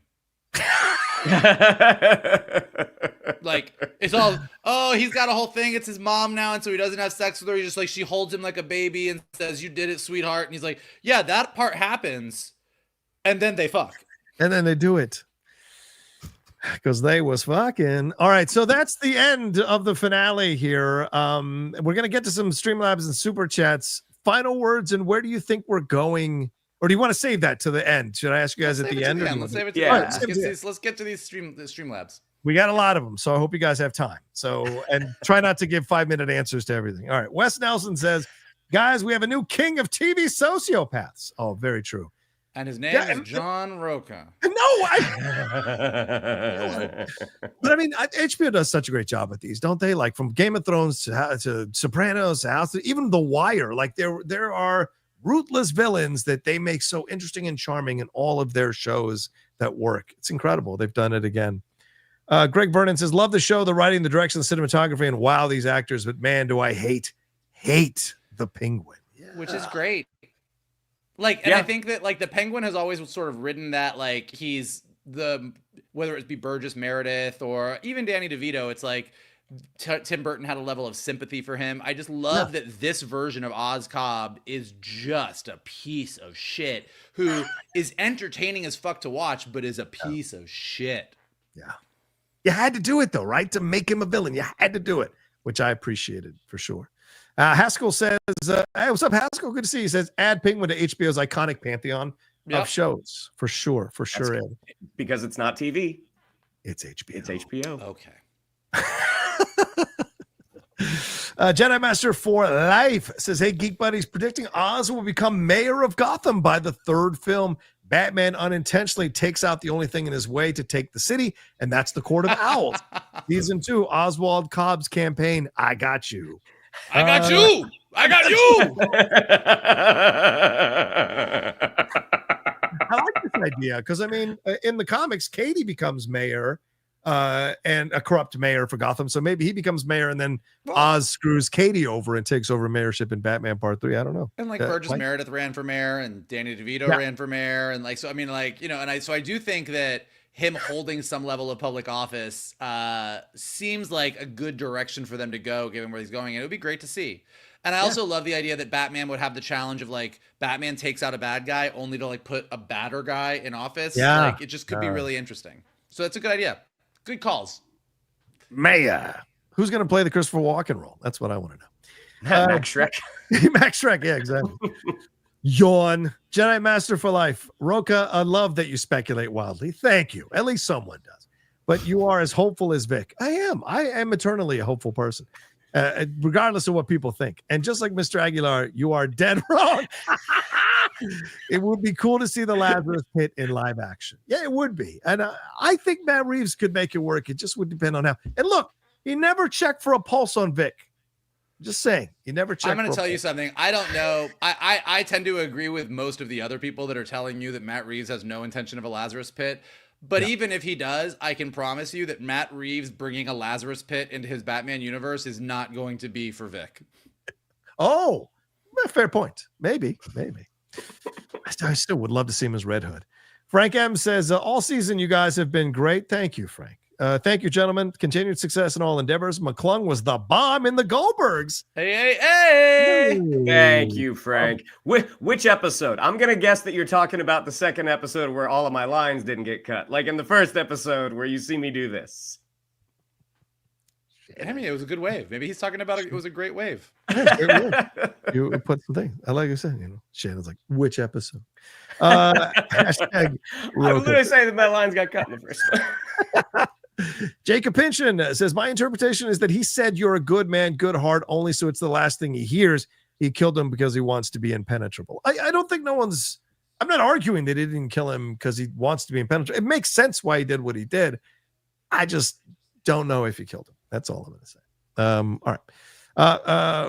Quadface says, man, Roka, it was fun watching you go tinfoil hat on this Red Hood and Vic or a hero theory. Do you think Oz killed Rex? He was close to his mom too. Rex killed. Oh, maybe. Why not? Do you think Oz killed Rex? Do you think he found out that Rex was wanting to kill him and so he killed him? No. He didn't know that. He had no knowledge of any of that until we saw him realize that. But who knows, man? A little sociopath. Maybe he did. Yeah. There's a trail of bodies behind Oz. And clearly he's very good at it because they can never seem to pin it on him for God's sakes. Tinfoil hat. I got your tinfoil hat. Cowboys fan 92 says the finale was just phenomenal. The acting across the board throughout the show was amazing, and the writing and direction were remarkable as well. And this finale's twists were just so well done. Yeah, gentlemen. 100%. Yeah. Like that's what I think we're so used to a lot of, particularly like the genre shows, like superhero shows, Star Wars shows, kind of getting you to this big finale with like a little twist at the end. And this just had so many twists and turns within the hour plus that they had. It was just thoroughly entertaining, and it was all character focused and character based. Yeah. And I think Vogel's right. Like historically, a lot of the streaming superhero shows bite off more than they can chew, and so the last episode or two, they are rushing to get things done. And not only did this one narratively land the plane successfully, they did it in ways we weren't expecting. Yeah, I mean, remember House of the Dragon season 2 was 8 episodes. And they unfortunately got those 2 episodes cut out from under them and couldn't quite go forward. But you can do a good 8-episode series if you've got that intention from the beginning and the right material to do it. So yeah, we see it here. Alex Hawley, Penguin Alex, says Shannon's deserved and dapper victory lap with his soft-spoken, spot-on call. Rocha bravely arguing his belief in the face of all logic, and Michael scouring Red Hood Island rescue mission. This will be a Listen, I just try and keep my buddy on the straight and narrow, but he's got his theories. I love my theories, and especially when they come through. John has been right. Look, we have scoffed in the past, and John has been right to the point that he spoiled the ending for us for a show. Bro, you know how hard it was last night to not text you guys accidentally and say "Shannon, you son of a bitch," or 2 nights ago. I didn't do it because I remember that you guys were. I was wasted in Puerto Vallarta. I wouldn't have known what you were talking about. Grim R, the Grim Reaper, says, love your show. Thank you, Grim Reaper. Stay away for a bit. Thank you. Ari Altara says, I just wanted to say hi and give some support, guys. I love your shows. Keep punching. Oh, thank you. Thank you. Ari. This Philip, what's up, Philip? I haven't seen you in a bit. Good to see you, brother. Says the look on Sofia's face when she saw a Vic be decisive and bold, that and a million other little moments. # Emmy for Milioti. Seriously, she killed it. Yep. Yeah. I mean, she really did steal. I mean, they did a really nice job of the middle of the season really kind of became the Milioti show, but in a good way. Like, I think we were all like, I don't even care if Oz dies. Like, Sofia Falcone is great. And then they sort of brought it back around to Oz's story, and I think it just ended really, really satisfying for both characters. Yeah, agreed. John Ashford says, chances that Vic regains consciousness with amnesia and becomes Victor Zaz. Oh, I would hate him become Victor Zaz. That would not work for me at all. I like the first part. I don't like the second part. You guys. It's because people love the character so much. But then again, that's why they killed him, to reaffirm Penguin. I just would hate that he died in service to help the Penguin become even more of a criminal. I hate that for him. It's a bad character he is a character that was designed to die in service of Penguin becoming a criminal. That was the purpose that the writer created. And they gave him a good heart so that Oz would literally kill the puppy dog. Like, literally, it's like, look at this guy who's got a good heart. Jedi Master for Life says, don't we always say if there's no body, they could come back? I think I saw Vic's body and it's dead. Wow, that's a good one, Jedi. Francisco Lopez says, hey guys, man, The Penguin is such a great show. I love it. Great story, writing, great performance from Colin Milioti, Rhenzy, and Deirdre O'Connell, for sure. Yeah. It really was like every performance, with the exception of a couple that Shannon continues to bring up, every performance was great. Not just me. That guy up there, too. I don't know what you're talking about. Yeah, go ahead. Yeah, I thought but so, even too. Like Clancy Brown, I mean, just like from across the board, everybody was so good. Yeah. Mark Strong. I think that's the real reason Tortura didn't come back. I think he was like, what? It's just a couple of scenes and I'm no, fuck that. I'm not coming back for that. Sterling Jones says, hi, Geek Buddies. What do you think Selena wrote in the letter to her half-sister? Great question, brother. Also, Vic's death. Damn, if only he got on the bus. Well, if he got on the bus, he would have chosen the life of a hero, and Rocha would be right. So I'm glad he chose not to. He didn't want to go with her. He wanted to save his city. Anyway, I think Selena wrote, hey, girl, what up? How you doing? Wondered what you were doing this weekend. Anything fun? ? Would be cool to hang. Text me. Have you seen any good movies lately? XOXO, your sis divided by 2. Oh my God. And continuing with Vogel's premise, as Sofia is smiling maniacally, this bitch, I know who I'm going to the moment I get out of here. I do think it is. I mean, like, the one thing I will say about it for real, though, is I do think it's an interesting relationship because Selena Kyle in the Batman is set up to be someone who is more willing to bend the rules than like Batman is, but she's clearly on the heroic side of things. And Sofia Falcone is very clearly not. So if they do decide in some way, shape, or form to continue this story and have these two come together in some way, where that leads, I think it would lead more towards Selena kind of becoming her leaning into her worst impulses, because I don't want to see Sofia Falcone all of a sudden become like Batman's side. Like I don't want Sofia Falcone, the Red Hoodette. No, that didn't work. I think but do they go to Bloodhaven? Do they stay in Blood? Does this become a 2-woman team? Because I think Selina's going to break her out. I think that's what's in the letter. I'm going to break her. But then again, it was open. So did Julian look at it? And remember, Julian said he would do anything for her. So is Julian, in essence, helping her maybe get out of that situation? Why would Selina Kyle risk her life to break someone out of Arkham that she doesn't really know? I don't know. Blood family. I don't know. Questions abound. It's a fair question to ask, Mike. It's a fair question to ask. Francisco says, congrats to Shannon on the fate of Vic. I know. Congratulate him on someone's death. When Vic said, your family to Oz, I knew Oz was going to kill him. And no, Vic won't come back and be Red Hood. All right. That's fine. So, okay. Am I happy that I was right? Yes.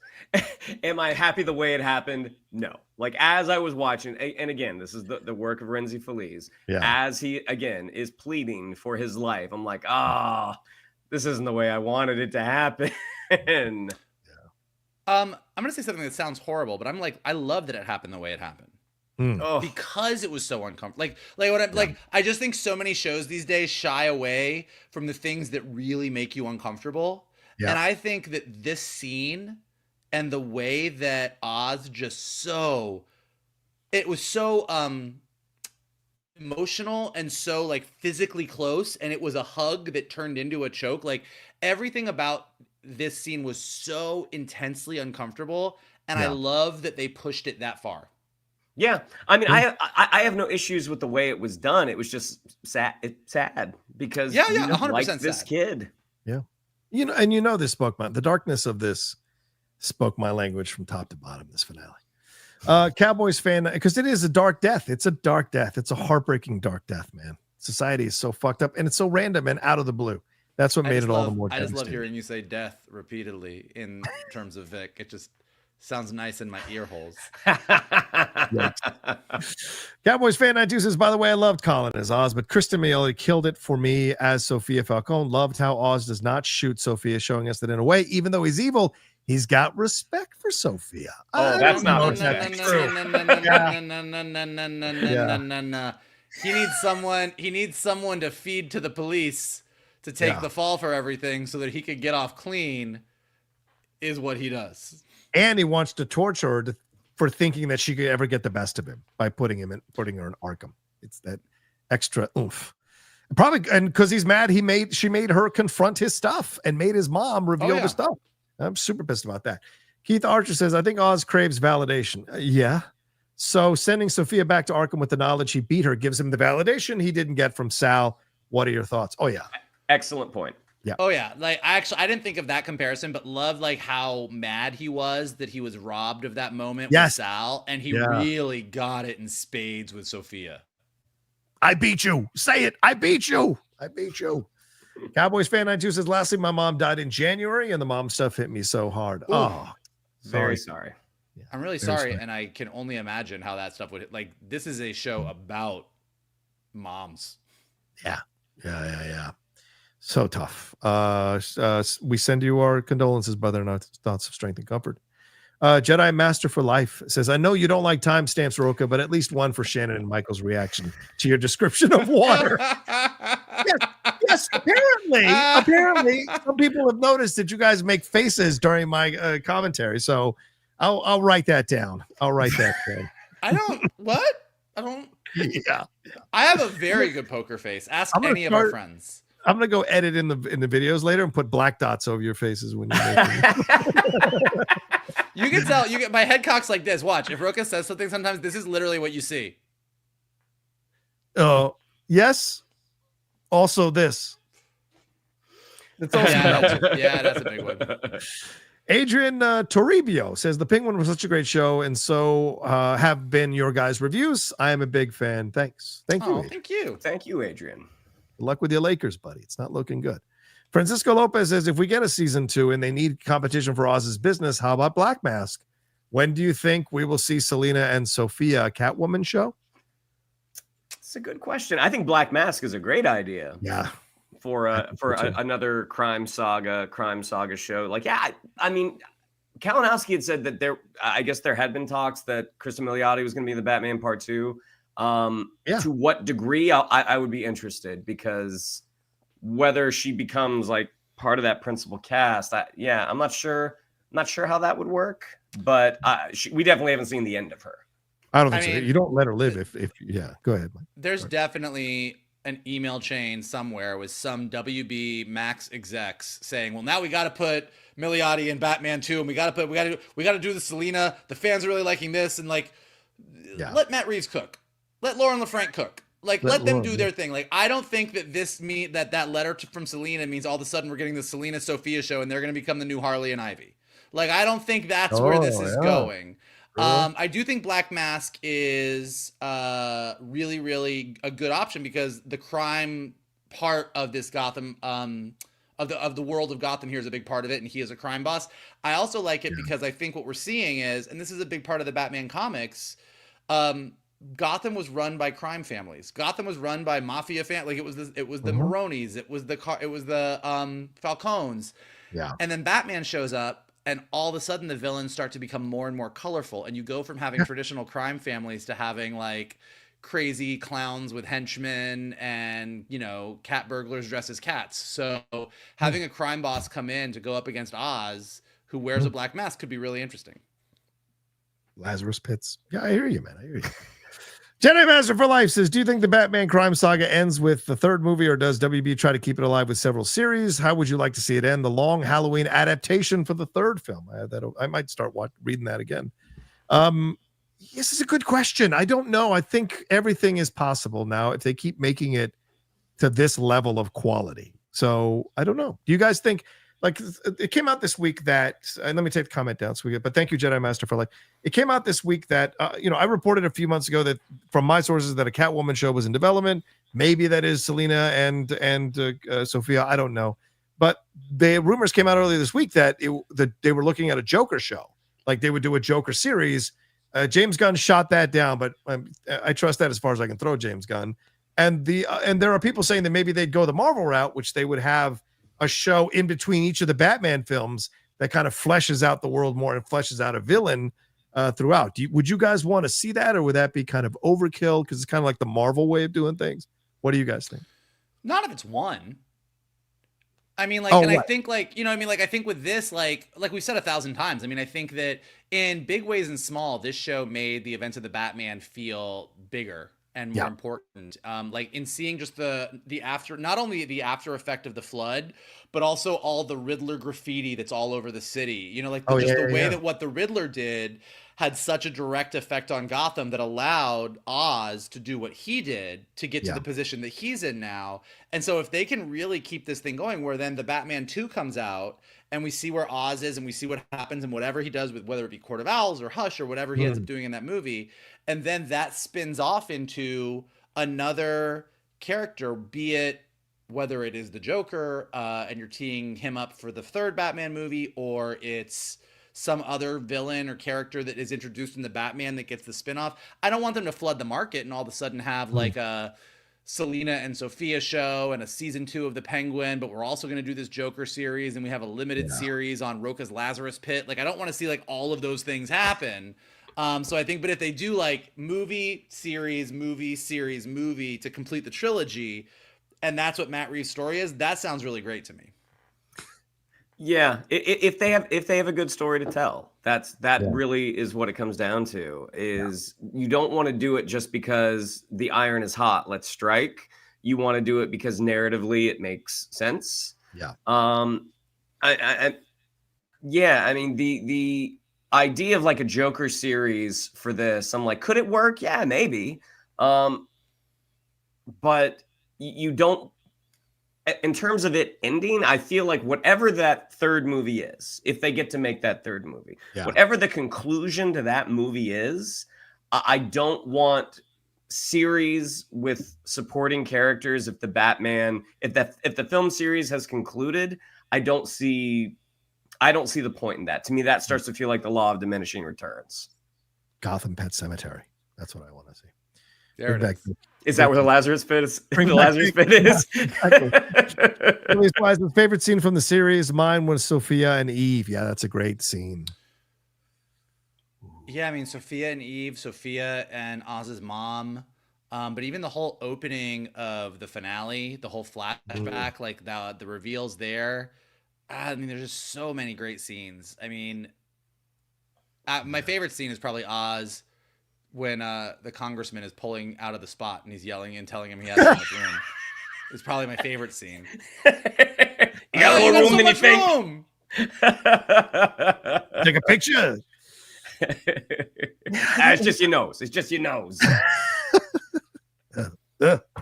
Works. I don't know. Shannon, do you have a favorite scene? I mean, for as amazing as Colin Farrell was in this show, it's probably Sofia and Francis. That's probably my favorite one. I mean, what the show has done so well, and we've talked about it many times over the past several weeks, is how they've made exposition interesting. Yeah. And because a lot of times that can be the emergency brake on your story. But the fact that they were able to make it so compelling and they're furthering character as they're doing it. Yeah, I'm trying to think. I know I'm missing a good Victor Penguin scene. I know I am, but yeah, I think I'd have to. The last one. Maybe that's honestly, maybe that's the answer, because you didn't see it coming. Yeah. The genius and the gutsiness of a scene like that in a show like this, and the way it's acted by both of them. It's devastatingly brutal, yet you understand its logic and you admire the guts. If you've watched enough shows, you can see greatness when it's happening, and that scene was greatness for sure. Well, and Johnny, I would add the scene where Oz finds out that Vic is planning to leave. Like, it's not a long scene. Oh yeah, in the bathroom. Yeah, that's a great scene for sure. Yeah, I like that scene. Francisco Lopez says, if we get another spinoff from the Batman universe, which characters would you like to see tell their story? Jeffrey Wright, Gordon. Oh, Gordon, right. Yeah, a GCPD, I think, would be. I know that they talked about it and they didn't do it, and they brought it back. And we talked about it last week. I think that's a no-brainer. But I think the other piece of this is it's hard to say until we see the Batman Part 2. Like, we're just kind of pulling out of our asses like the Batman characters we love that we'd love to see right now. But if the Batman 2 is the Court of Owls, and near the end of the movie, Tommy Elliott shows up. And then we get a Hush series, like, I don't know, like, just like, I don't really know, like, what. David's comment, Dr. Julian Rush series. Let's fucking go.